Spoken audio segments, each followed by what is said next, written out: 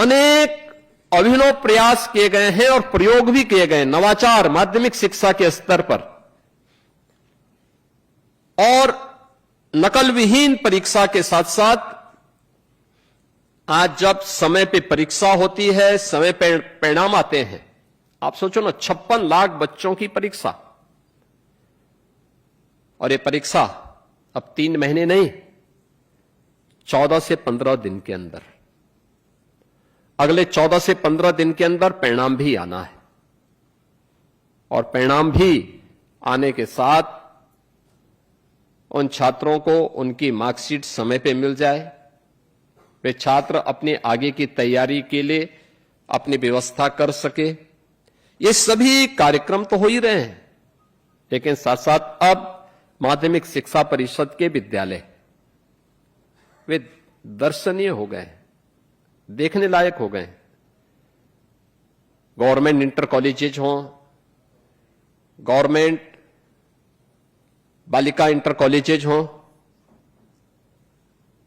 या फिर प्रबंधकीय व्यवस्था में सहायता प्राप्त विद्यालय हों, इंटर कॉलेजेज हों, इन सभी के साथ संस्कृत परिषद से जुड़े हुए जो माध्यमिक शिक्षा के विद्यालय हैं, जिनमें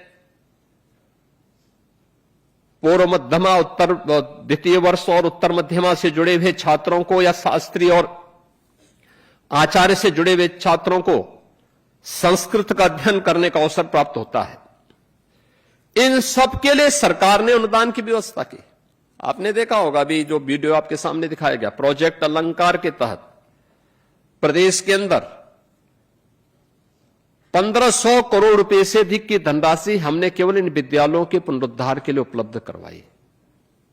सीएसआर से भी पैसा लगा, जनप्रतिनिधियों ने भी पैसा लगाया। आज अच्छे क्लासरूम बन गए हैं, बालक बालिकाओं के लिए टॉयलेट और पेयजल की व्यवस्था हो गई है। वहां पर आज उत्तम व्यवस्था हर प्रकार से देखने को मिल रही है। ये सुविधा देने के साथ ही भारत सरकार ने भी अनेक सुविधाओं से युक्त उन संस्थानों को करने के लिए प्रधानमंत्री जी ने